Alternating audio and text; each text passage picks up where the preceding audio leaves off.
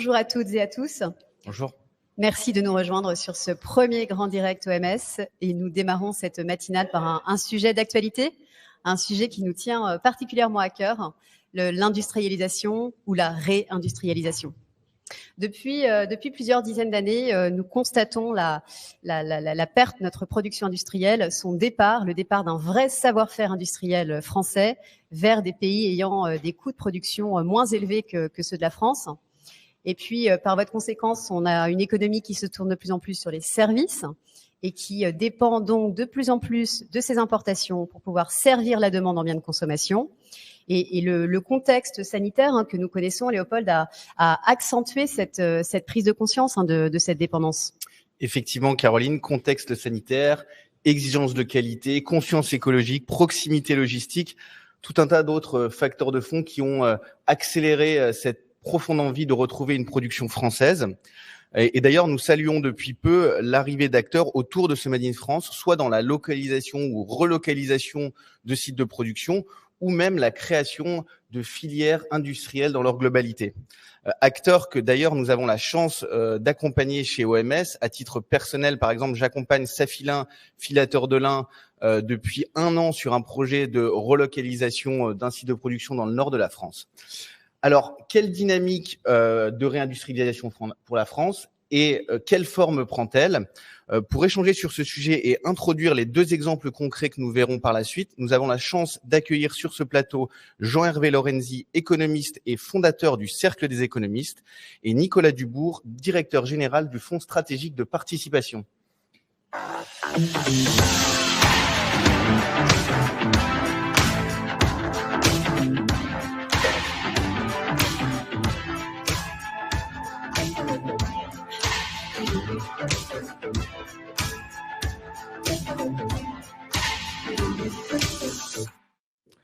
Bonjour à tous.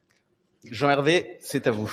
Bien, d'abord un grand merci à OMS, c'est absolument passionnant ce que vous faites et tout à fait remarquable.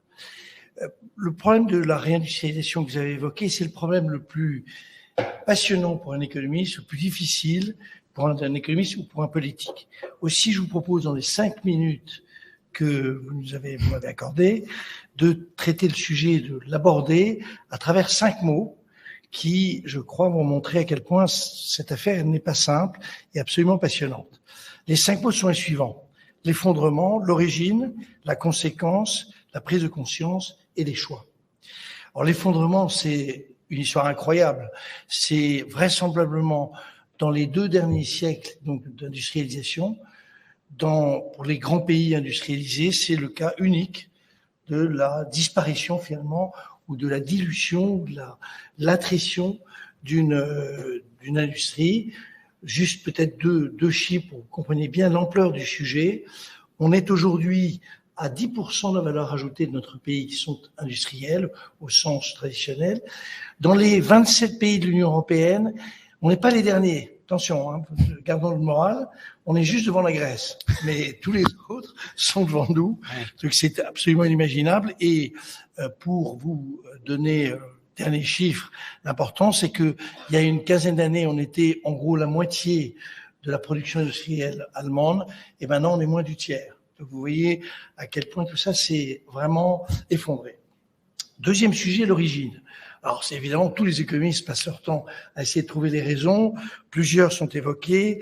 Insuffisance de la recherche et développement, insuffisance au fond de la robotisation. Quand on regarde le nombre de robots utilisés en France par unité de production, on s'aperçoit qu'on est la moitié de l'allemande ou de l'italienne. Problème de compétitivité. Lié au salaire, fiscalité, etc. On va y revenir, c'est très important. Dégradation, c'est peut-être le sujet le plus significatif, dégradation de la qualification de la population active en France, c'est-à-dire en fait faiblesse. Et vous le voyez bien quand on vous dit on cherche 500 000, 600 000 personnes aujourd'hui qui doivent au fond pouvoir être utilisées puisqu'on a une forte demande sur le marché du travail, on ne trouve pas les gens, on va les chercher tout simplement parce qu'il y a un problème de qualification. Quand on regarde bien, les 2 vraies raisons, c'est la R&D et la qualification. Donc quand on réfléchit au problème de réindustrialisation, problème de qualification, problème de recherche et de développement. Les conséquences. Alors, les conséquences de cet effondrement et du rebond, parce que on est là pour faire de l'optimisme, les conséquences, elles sont peut-être abordées par, au fond, un chiffre qui est le chiffre de 80%. 80% dans nos pays de l'activité, c'est des services, pas l'industrie, des services, et 80% du commerce mondial, c'est de l'industrie. Donc, vous voyez, il y a une espèce de paradoxe. On a le sentiment que tout ça est au fond secondaire. Non, c'est majeur. Et 85% de la R&D dans le monde, dans des pays industrialisés, c'est de l'industrie. Donc, au fond résumé, si vous n'avez pas d'industrie, vous n'avez pas de R&D et vous n'avez pas d'exportation. Pas top. Vous êtes d'accord avec moi? La prise de conscience. La prise de conscience, elle a démarré à partir des années 2004. Alors, je vais très très vite parce qu'il y a eu beaucoup d'événements. On a commencé à travailler sur des pôles de compétitivité. Ça, c'était au début des années 2000. Puis après ça, on a créé Oseo, puis la BPI, qui est une très belle organisation. On a créé des programmes d'investissement de l'avenir, les IDEX, pour les universités, le plateau de Saclay qui est devenu un grand IDEX. Et puis finalement, le point majeur, ça a été il y a 4 ans, le développement du CICE, c'est-à-dire qu'on a commencé à jouer sur la compétitivité. Et vous vous souvenez qu'on l'a évoqué comme problème majeur, essayer de s'améliorer en matière de compétitivité. Je termine par les choix. Alors là, mes chers amis, c'est pas simple, parce que derrière le mot réindustrialisation, vous l'avez d'ailleurs très justement dit, c'est à la fois des relocalisations et des problèmes de réindustrialisation au sens strict. Relocalisation, c'est quand même, ça va être assez mineur, sauf dans des secteurs qui apparaissent comme stratégiques. On s'est aperçu à travers la Covid qu'on ne savait pas faire des masques, on ne savait pas faire des vaccins, qu'on ne savait pas faire. Donc, si il faut ou du enfin de l'aspirine, on ne sait pas faire toute une série de produits, et c'est ça qu'on va essayer de relocaliser. Évidemment, le lin, qui est un point très important et qui est, enfin, les autres exemples que vous allez prendre.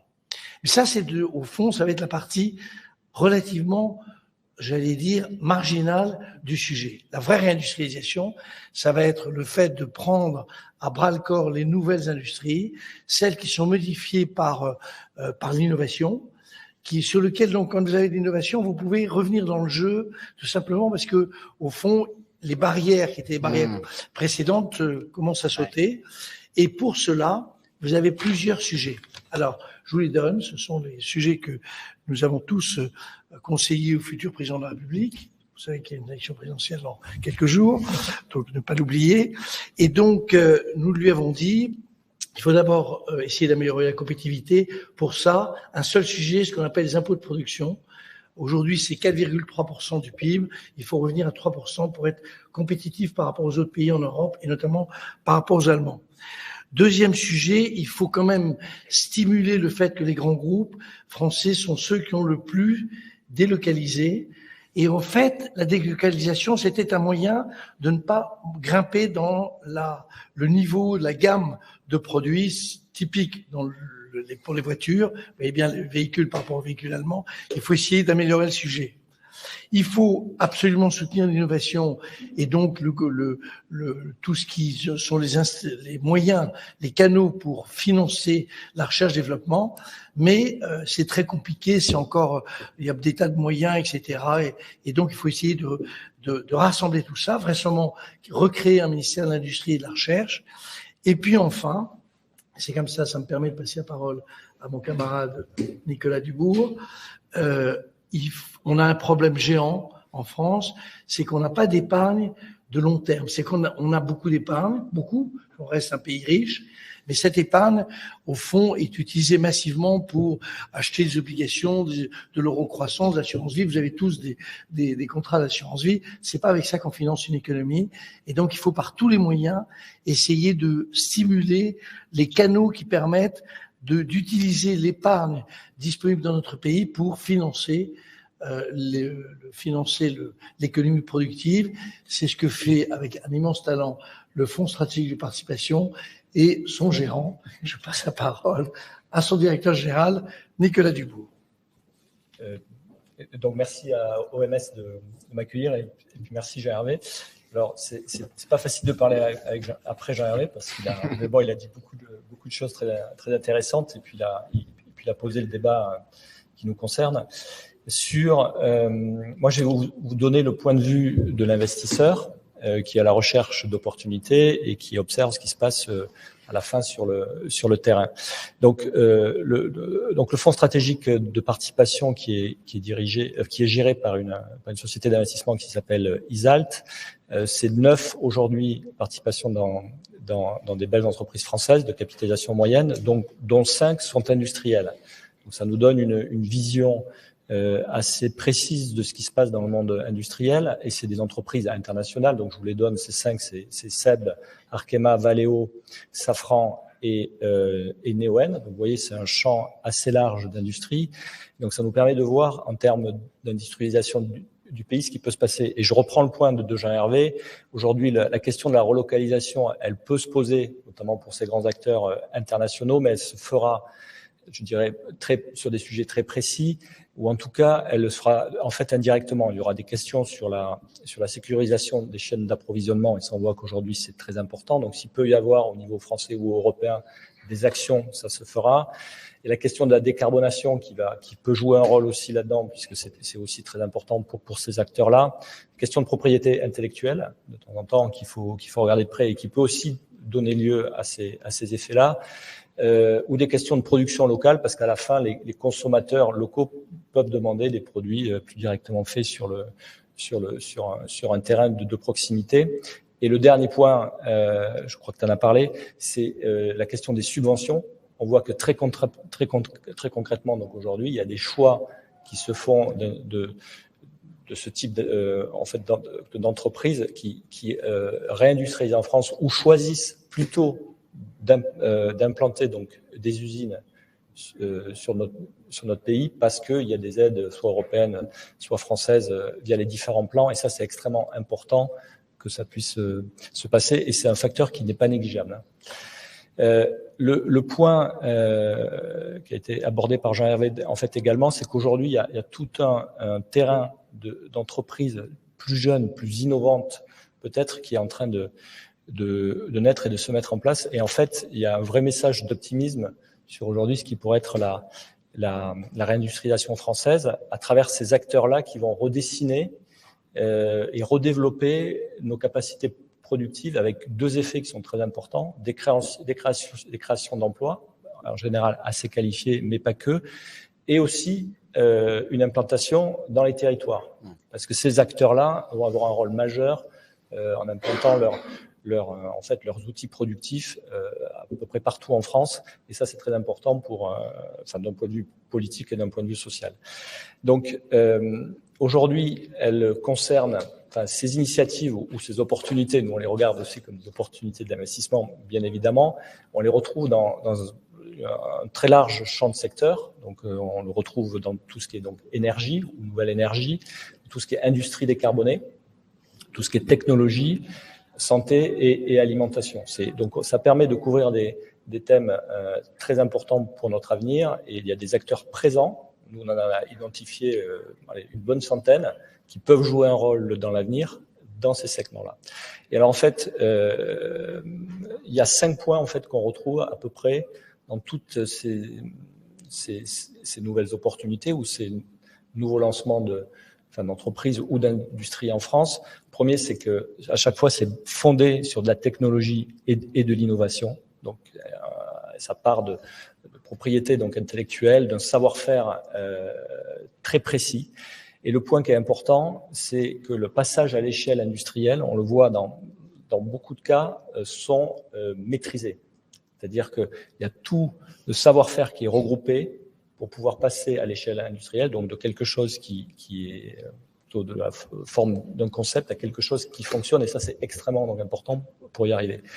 Le deuxième point, c'est que ces initiatives sont complètement pensées dans un monde de décarbonation et de digital dès le début. Donc c'est super important, et c'est un avantage en fait compétitif énorme pour leur développement. Le troisième point, c'est qu'il y a tout un écosystème de partenariats académiques ou avec des industriels plus matures qui se fait dès le départ. Et ça, c'est extrêmement important pour la recherche et développement futur, mais aussi pour la mise en œuvre des produits, donc et la commercialisation, et même l'expérience que ces acteurs apportent. Ensuite, il y a la partie empreinte industrielle qui est pensée dès le début. Donc, il y a maintenant, c'est pas toujours facile, je crois comprendre, d'implanter donc des usines en France, mais le message commence à passer. Les maires, les collectivités locales sont beaucoup plus enclins à le faire. Et puis, il y a des endroits où ça se fait beaucoup plus facilement. Et donc, les implanter, ces industries, dans ces écosystèmes-là, ça se fait beaucoup mieux. Et le dernier point qui montre que ça peut marcher et que ça a marché, et nous, qu'on y croit beaucoup, c'est qu'en fait, il y a des grands donneurs d'ordre qui s'engagent auprès de ces nouvelles industries à acheter une partie de la production future. Et donc ça dérisque d'une certaine façon les aventures, et c'est extrêmement donc important. Et pour conclure, 2 points, Jean-Hervé en fait en a parlé. Pour que ça marche réellement, il faut investir dans les compétences. On s'aperçoit que dans certaines filières, on en a vu un certain nombre, il manque des compétences parce que ces filières ont été abandonnées dans le temps. La bonne nouvelle, et ça on l'a vu en discutant avec plusieurs acteurs industriels, ils se rapprochent des centres de formation, des écoles pour créer des nouvelles classes de BTS, par exemple. Et ça, c'est hyper important. Il faut accélérer, parce que sinon, on va manquer de compétences très opérationnelles. Et le dernier point, il faut arriver à mobiliser des capitaux français de long terme. Nous, c'est ce qu'on essaye de faire chez Isalt. C'est notre mission, c'est notre job. Des capitaux significatifs, parce qu'en fait, ça demande des capex importants. Il faut le faire vite, parce que le monde n'attend pas. Il y a des opportunités maintenant, il faut le faire vite. Et il faut accepter cette prise de risque et d'opportunité sur le long terme. Et pour conclure, en fait, on a beaucoup parlé de la French Tech, avec évidemment une très grande réussite en France. Je pense que la French Industry, elle doit marcher pareil, il n'y a pas de raison. Et en fait, ce chemin est en train de s'écrire dans la tête de beaucoup de personnes, et donc il faut être très, très optimiste. Super, merci pour cet éclairage passionnant. Merci d'avoir accepté notre invitation. Merci. On va maintenant laisser la parole à deux clients d'OMS qui vont nous rejoindre sur le plateau ou en duplex.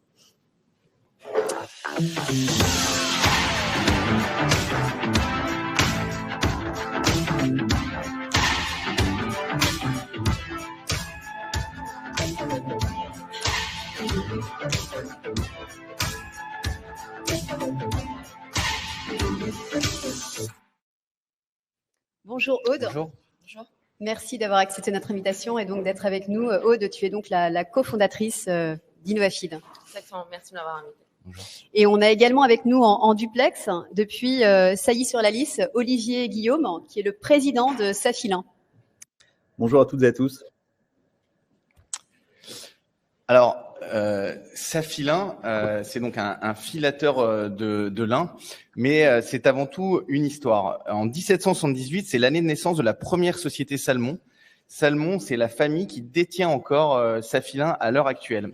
Et c'est en 1860, dans le bassin agricole de Armentières, du nord de la France, que s'ouvre la première filature et usine de tissage de lin.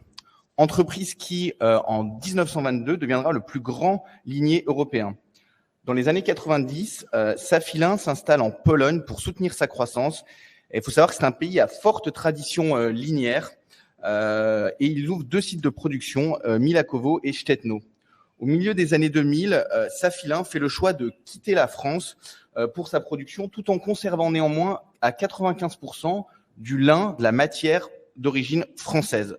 Et c'est d'ailleurs le dernier filateur à quitter le territoire français.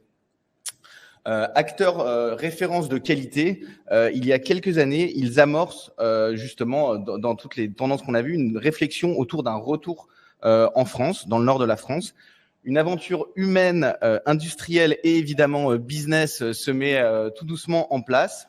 Et programmé pour 2022, année à laquelle on espère, et c'est déjà le cas, avoir du fil français qui sortira des contenus affilés. Alors, Olivier, merci à nouveau d'être là. Alors, initialement, il y a 16 ans, le dernier site ferme en France, en tout cas la partie industrielle. C'était quoi les raisons qui ont amené à cette fermeture donc définitive à l'époque? Eh bien, bon, je pense qu'il faut replacer un peu ça dans un contexte historique. Tu as utilisé le terme de choix, le choix de partir en Pologne. Je pense que c'est pas le bon terme puisque c'est une décision qui s'est plutôt imposée d'elle-même et qui est une conséquence. Je reprendrai le terme qui a été utilisé d'un effondrement. Le lin, une culture qui est majoritairement française. Le lin est le premier producteur au monde de fibres de lin.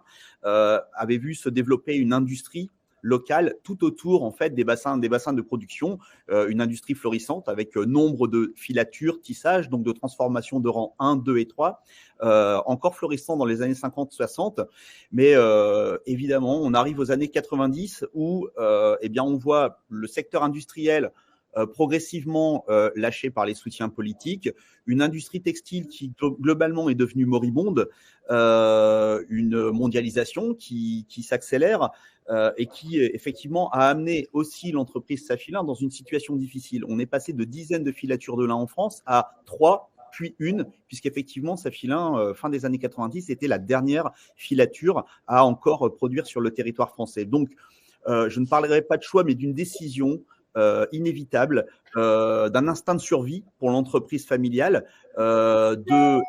d'essayer de pérenniser l'outil en France. Et cette pérennisation, elle ne pouvait passer que par un déplacement partiel, en tout cas de l'outil. Donc le choix a été fait, judicieux aujourd'hui, on peut le dire, de ne pas céder au chant des sirènes et de partir en Asie, comme on voyait massivement l'industrie textile se déplacer, mais de choisir un pays relativement proche, européen, de tradition linéaire, comme tu l'as dit, et puis surtout culturellement proche, parce qu'on verra que la composante humaine est importante dans la transformation du lin.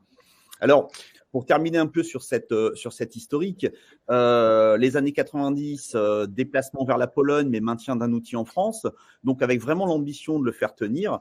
Malheureusement, ça n'a pas suffi, ces efforts n'ont pas suffi puisque sont passés par là les 35 heures et puis au niveau européen, la suppression des quotas à l'importation qui nous ont amené malheureusement effectivement à arrêter la production en 2005. 2005, c'est loin sans être loin. Aujourd'hui, on parle d'un projet de retour, on parle d'un retour en France. Et les derniers kilos qui sont sortis de l'usine, c'était en 2005, donc il y a moins de 20 ans. Et alors, effectivement, et maintenant, pourquoi décider de revenir ? En fait, qu'est-ce qui a motivé ce choix ou cette décision ? Alors, c'est une réflexion qui a démarré il y a quelques années. Je dois dire que il y a encore un fort traumatisme lorsque l'on décide d'arrêter une usine pour les raisons que j'ai évoquées, les bonnes raisons. Cependant, il y a des changements fondamentaux qui ont commencé à se mettre en place. Les premiers signaux faibles remontent à quelques années. On a parlé de prise de conscience tout à l'heure dans le courant des années 2000, une conscience écologique qui se développe à la fois évidemment chez le consommateur, chez le citoyen, également au sein des entreprises, avec peut-être une volonté de se montrer plus vertueux. Et je dois dire que les jeunes marques textiles, ce qu'on peut apparenter à des startups ou des marques qu'on appelle les digital natives, se montrent audacieuses et commencent à nous challenger en nous disant que probablement il y avait une autre manière de concevoir la production textile et qu'il y avait un devoir aussi d'incarner en fait ces valeurs environnementales.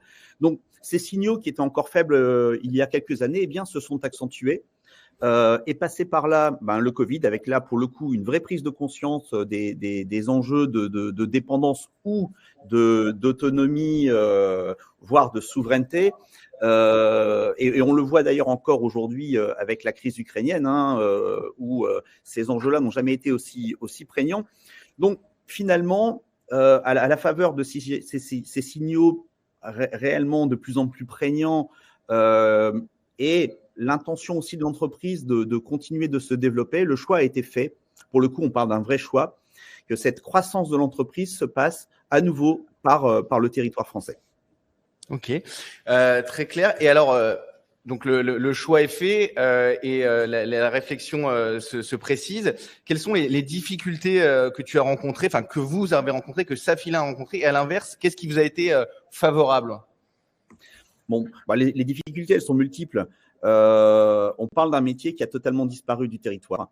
Alors, Safilin, c'est une entreprise industrielle. On a maintenu ce savoir-faire d'exploitation d'une usine, mais démarrer une usine, construire une usine, on en avait perdu la compétence. Donc là, c'est vraiment le premier frein auquel on a dû faire face. Évidemment, parallèlement à cela, il y a des enjeux d'accès au marché, puisque même si la tendance de fond semble être porteuse, eh bien, il y a encore à prouver un modèle économique, évidemment. Et puis, le point le plus important, et je pense le frein, qui aurait pu effectivement mettre un terme au projet, c'est l'absence totale de main-d'œuvre qualifiée, puisque ce métier a complètement disparu. Il y a des moyens évidemment aujourd'hui de lever ces freins-là, et je vais m'attarder surtout sur le frein, non pas sur le levier, non pas industriel mais humain.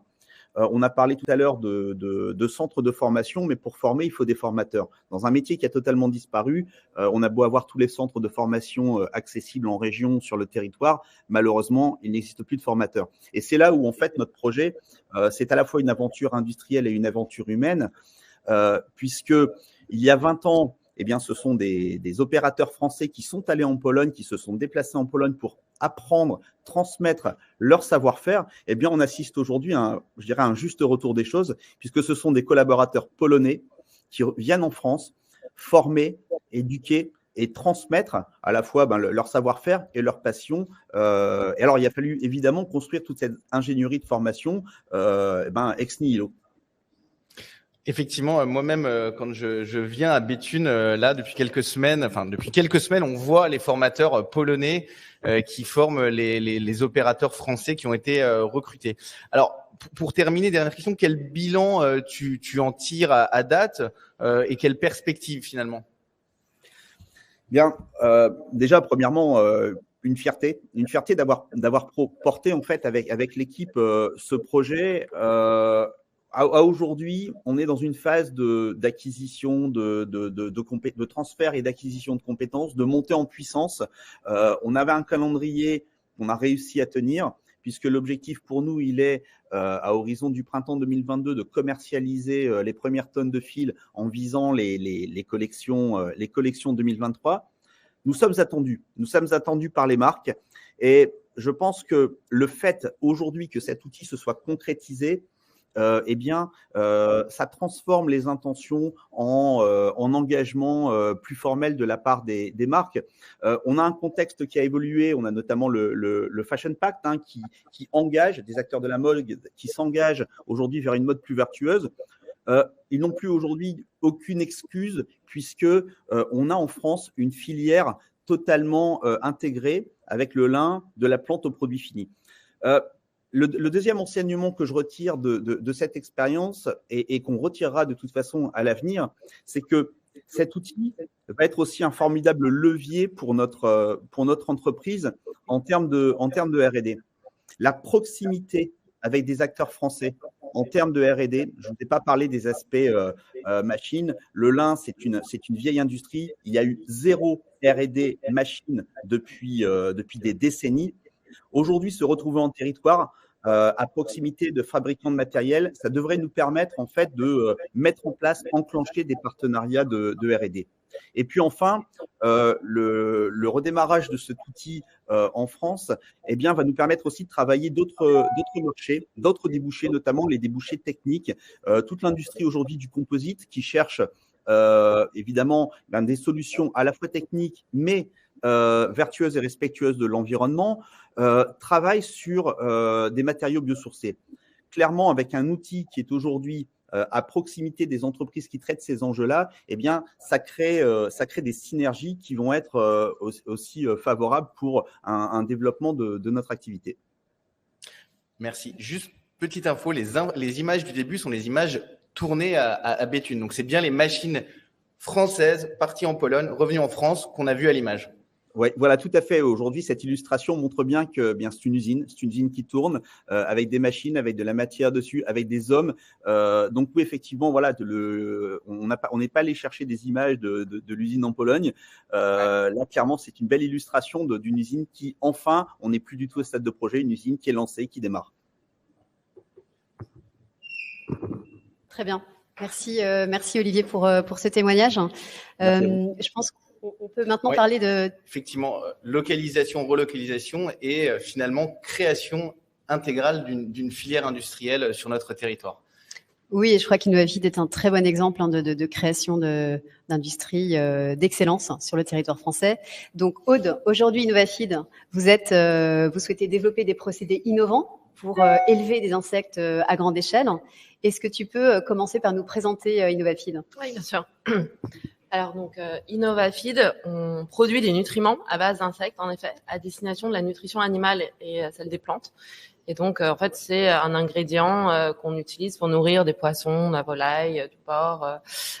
Et surtout, Innovafeed, c'est une entreprise qui développe des technologies de production à grande échelle de ces nutriments, puisque l'outil de production n'existe pas. Alors, pour revenir un petit peu sur pourquoi on fait ça, en fait, on est parti... le but, c'est vraiment de travailler sur la durabilité, la résilience de nos systèmes alimentaires.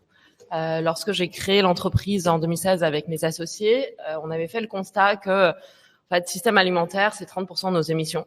Et il faut abattre ces émissions de 70% si on veut maintenir un cap d'augmentation de température à 2 degrés. C'est énorme comme défi. Et si les changements de comportement consommateur, aller manger moins de viande, etc., va contribuer à résoudre une partie de ce problème, ce ne sera pas suffisant. Et il nous faut trouver des sources alternatives et des modes de production, surtout alternatives, de nutriments, dans un contexte où la population mondiale continue de croître, où les gens recherchent des nutriments de plus grande qualité. Et donc, résoudre cette équation, c'est vraiment poser la question de comment on fait pour nourrir une population croissante avec meilleurs nutriments, tout en réduisant drastiquement, en fait, notre empreinte carbone. Et c'est ça qu'on a fait avec la technologie d'insectes. Aujourd'hui, les nutriments qu'on développe ont une qualité nutritionnelle supérieure à tout ce qui existe. Et surtout, comparé à tout ce qui existe, le bilan carbone d'une tonne de protéines d'insectes, par exemple, est de 50 à 80% moindre par rapport aux sources existantes. Donc c'est un vrai impact qu'on peut aller chercher avec ce produit. Alors, si le produit est innovant, l'outil de production est aussi une rupture technologique. Donc c'est là où on vient sur des sujets industriels. Aujourd'hui, produire à grande quantité et de manière compétitive, c'est une condition nécessaire pour aller chercher le niveau d'impact qu'on vise. Or, l'outil n'existant pas, il nous faut inventer et construire les capacités de production à grande échelle, la technologie de production à grande échelle. Et donc, le sujet en fait, développer Innovafeed, mettre sur le marché ce produit, c'est avant tout un sujet de développement technologique et industriel, à échelle industrielle. Aujourd'hui, donc depuis 2016, on a construit 2 usines dans le nord de la France, qui est une région qui nous intéresse en particulier parce que on utilise, en fait, c'est le premier tissu agro-industriel d'Europe et notamment en matière de première transformation du céréal. Et en fait, ces industries génèrent énormément de coproduits, de résidus, donc à faible valeur, et également des sources de production d'énergie fatale, donc c'est l'énergie dissipée. Et on réutilise les coproduits pour nourrir nos insectes et on réutilise en fait les énergies fatales pour nos différents process. Et c'est un impact énorme du point de vue économique, mais surtout du point de vue carbone sur notre produit. Donc, région qui nous intéresse, on y a construit 2 usines depuis 2016. Une première usine pilote à Gouzeaucourt, sud de Cambrai, en 2017. Et depuis 2020, on a construit ce qui est la plus grande ferme verticale au monde, donc d'élevage et de transformation d'insectes, dans la Somme, à Nesle. Et ces 2 sites qui emploient aujourd'hui plus de 150 personnes et qui mobilisent aussi un écosystème plus large. On a parlé de partenariats, d'écosystème large, de fournisseurs, de partenaires. On estime à une création d'emplois indirecte de 400-500 personnes. Et ces 2 usines nous permettent, en termes de développement de filières, d'avoir pu développer des filières commerciales, donc de poissons nourris à l'insecte, donc de truites, de saumon, de volailles, de porc, donc que les gens peuvent trouver dans les supermarchés aujourd'hui, ce qui est un sujet très important parce que ça donne une vraie crédibilité au projet. C'est pas seulement un sujet technologique, mais ça amène à vraiment faire participer le consommateur dans ce projet. Et donc aujourd'hui, nous sommes dans une phase de réplication, de déploiement industriel avec des projets en France, en Europe, mais également à l'international. Notre prochain site d'ailleurs se situera aux États-Unis, donc au sud de Chicago. Donc on a très hâte de cette nouvelle phase. Alors, avant de parler de l'international, Aude, parce que évidemment cette première introduction suscite de nombreuses questions, je crois qu'on peut souligner notamment le rôle des acteurs publics dans votre développement dans le nord de la France et en particulier dans le développement de cette usine de Nel. Absolument. Alors, en matière de développement de rupture technologique, je trouve que les acteurs publics sont clés. Alors évidemment, en matière de financement, on a parlé de la BPI tout à l'heure. Aujourd'hui, je pense que l'innovation, l'amorçage de l'innovation est très bien financé en France, notamment grâce aux acteurs publics. Mais s'agissant de développement industriel, c'est surtout un sujet en fait de mobilisation des acteurs locaux et des services de l'État et notamment des réglementaires. Dans notre cas, l'outil n'existant pas, le développement technologique, le développement de l'entreprise est intimement lié au développement industriel. Or, dès qu'il s'agit de s'implanter, de créer une usine et de s'implanter dans un territoire, évidemment, ça soulève beaucoup de questions d'acceptation du site auprès de la population locale, mais également tout un sujet d'autorisation et de réglementation autour de ces activités.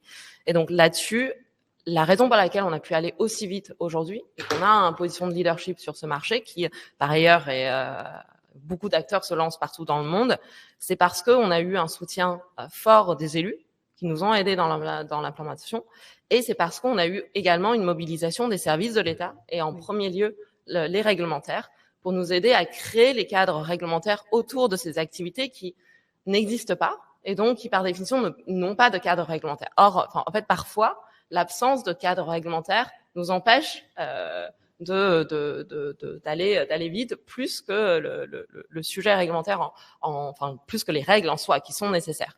Oui. Et donc s'agissant de la compétitivité globale en fait d'une entreprise comme la nôtre, aujourd'hui c'est pas seulement la compétitivité de l'entreprise, bien sûr elle est critique, mais c'est toute la compétitivité du territoire et des acteurs publics qui est en jeu. Et je pense que innover de manière industrielle, ça appelle aussi à l'innovation dans les métiers publics, en fait, dans comment les acteurs publics aujourd'hui fonctionnent pour soutenir et accélérer nos projets. Absolument. Et tu parlais de territoire. Je pense que parmi les facteurs clés de succès, il y a aussi votre accès aux matières premières. Tu en parlais tout à l'heure, et puis également à cette énergie bas carbone. Et c'est pour ça que le site de Nel n'a pas été choisi par hasard. Absolument. Donc nous, ce qui réduit le bilan carbone de notre activité, c'est la biologie de l'insecte qu'on travaille, notamment avec des sujets autour de la génétique. C'est la technologie, mais c'est aussi le modèle industriel. Donc, ce qui est assez unique chez Innovafeed, c'est qu'on a développé un modèle qu'on appelle la symbiose industrielle, où en fait, on se colocalise avec l'agro-industrie de la première transformation de céréales. En l'occurrence, à Nel, on est colocalisé avec un site de Tereos, qui est une amidonnerie, qui transforme du blé en gluten, en éthanol, en tout un tas, en farine, en amidon. Et en fait, ces industries génèrent énormément de coproduits et de résidus. En France, on est très exportateur de céréales et donc on a un tissu très riche de première transformation du céréal, mais les coproduits et les résidus se transportent mal. Donc on a un excès sur nos territoires de ces matières que nous on peut revaloriser en les utilisant pour nourrir nos insectes. D'autre part, sur la plateforme où l'on se trouve, on est également connecté avec un cogénérateur à bois, donc qui est une grosse chaudière qui alimente par ailleurs les industries de la plateforme et en fait qui génère aussi des énergies fatales, donc c'est l'énergie qui est dissipée, qui n'est pas utilisée et en fait qu'on peut réutiliser pour chauffer nos process. Donc le fait d'être colocalisé et le fait d'être dans cette région-là est absolument critique parce que construire notre site de manière colocalisée et donc utiliser la matière première sans transport, réutiliser l'énergie fatale, ça nous permet en fait de économiser chaque année sur le site de Nel 60 000 tonnes de CO2. C'est ce que consomme une ville de 6 000 habitants. Donc c'est énorme. Enfin, c'est aussi un sujet de résilience puisque l'accès à ces énergies fatales et de manière aussi combinée avec, une électricité, une énergie électrique peu chère en France. C'est un facteur énorme de compétitivité, mais aussi de résilience, surtout dans les contextes de crise énergétique qu'on connaît aujourd'hui. Oui, absolument. Donc, je crois que Aude, avec Nel, vous avez vraiment fait la preuve de ce concept. Donc, on peut mettre en place, on peut participer à une alimentation animale, végétale plus durable, vraiment en produisant et en transformant des insectes à grande échelle.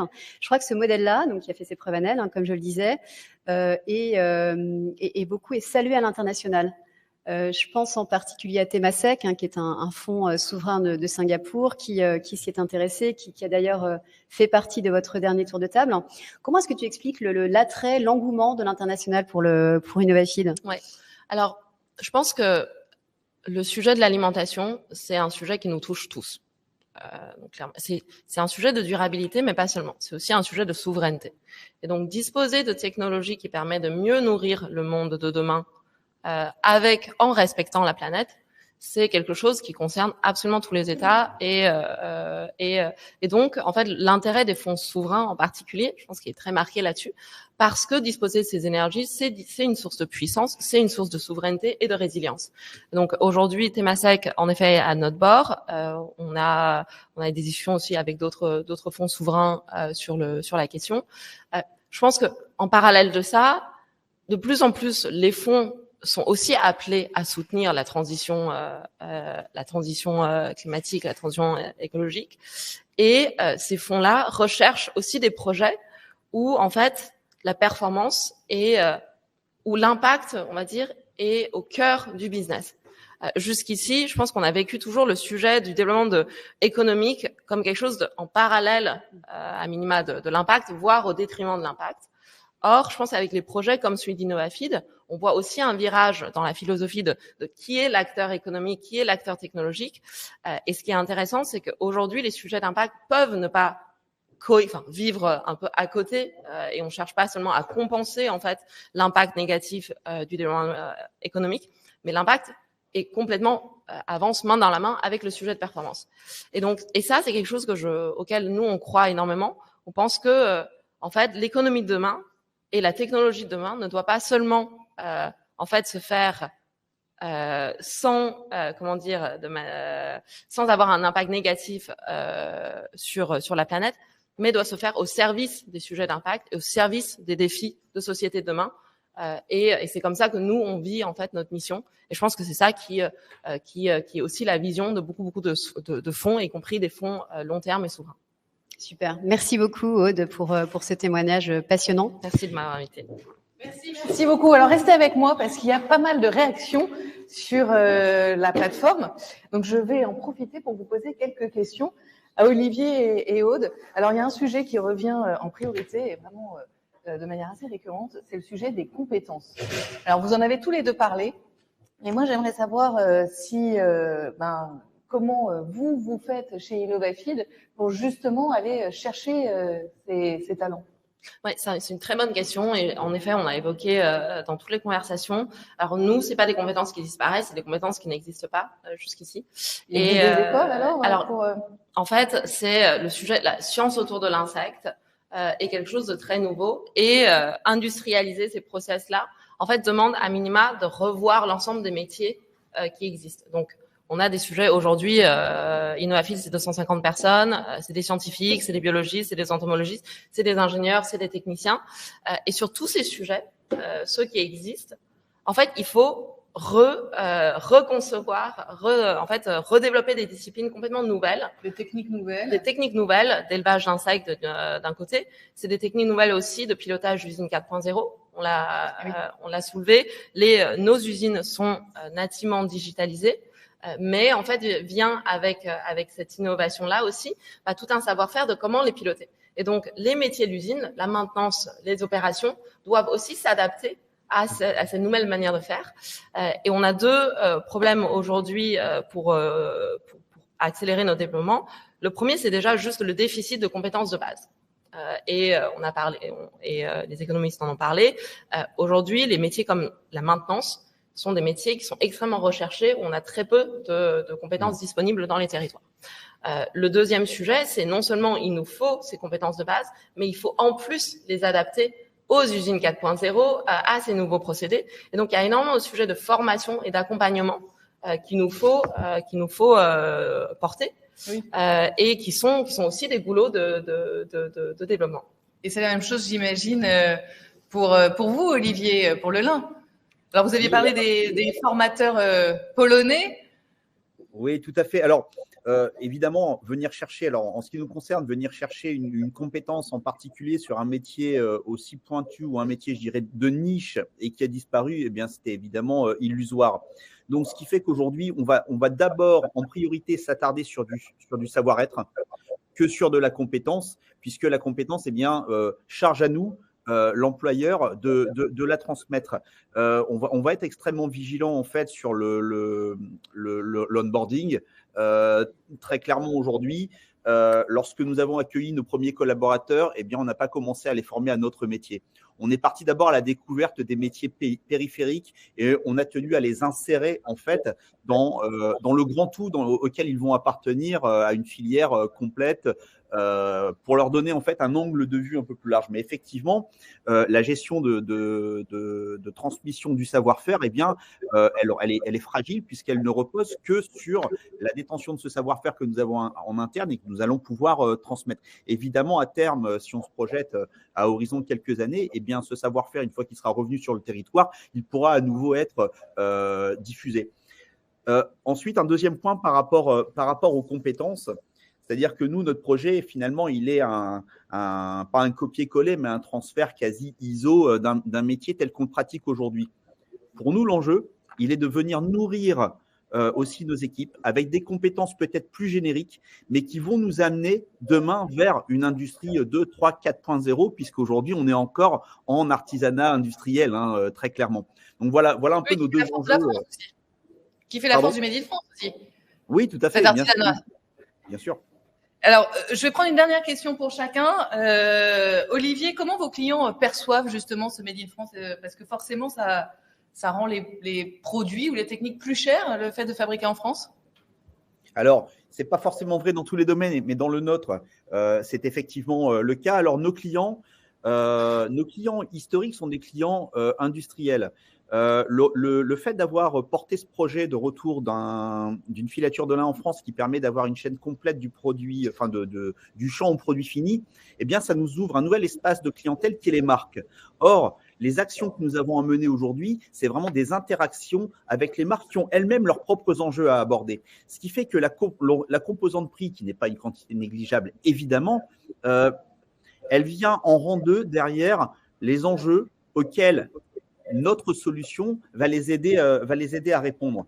Maintenant, quand on parle textile, il faut bien voir que à l'échelle, en tout cas, du composant qui est notre produit, l'impact est relativement faible malgré une production française. Si on se contente de ne modifier que la part fil dans un produit fini, l'impact est de l'ordre de 1 à 3 euros en fonction du produit. Évidemment, c'est totalement différent si on part d'un produit relativement basique, entièrement conçu, produit au Bangladesh par exemple, versus un produit 100% français. Or, nos clients aujourd'hui ont déjà initié la démarche de relocaliser ou en tout cas de s'appuyer sur une partie de transformation déjà en France. Donc, ils ont déjà intégré cette notion de surcoût, mais à côté de cela, il y a des compensations en termes de logistique. Et puis, un modèle textile qui est en train d'évoluer. Aujourd'hui, si on regarde le coût de production d'un produit à l'unité versus la part qui est réellement vendue au prix initial de vente et la part qui est soit soldée, soit parfois détruite, ce modèle-là est en train d'être bousculé également. C'est-à-dire produire en just-in-time, mais aussi dans les justes quantités commercialisables. Et de ce fait, l'approche coût est complètement différente et autorise effectivement une production de proximité et locale.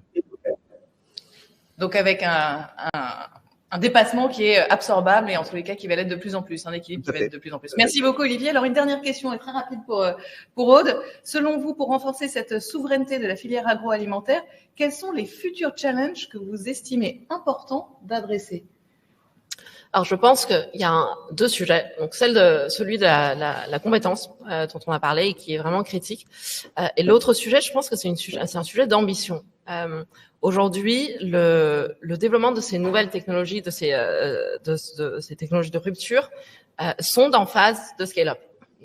C'est le cas pour nous, mais c'est le cas pour un certain nombre d'autres technologies poussées justement par la recherche d'impact et par la volonté de transitionner. On voit énormément d'intérêt de la part des fonds souverains étrangers. Aujourd'hui, je pense que l'Europe manque encore d'ambition en matière de financement de cette étape de scale-up qui nécessite des capitaux. Et tout à l'heure, on en a parlé, qui nécessite des capitaux importants. Et quand on voit les niveaux de levée de fonds et les niveaux de ressources qui sont mis à ces sujets-là, on est très en retard encore par rapport à d'autres régions du monde, les États-Unis évidemment, l'Asie évidemment, mais aussi des pays comme Israël. Effectivement. Merci beaucoup, Aude. Merci à tous les quatre. Alors, nos industries relocalisent enfin en France. Et c'est plus qu'une tendance, hein, on l'a vu, c'est une vraie prise de conscience engendrée par le consommateur qui veut lui aussi consommer local dans une démarche éco-responsable. Alors, nous vous laissons le temps de cliquer sur la session NFT à gauche de votre écran et on se retrouve dans 3 minutes pour la suite du programme. Merci à tous les quatre.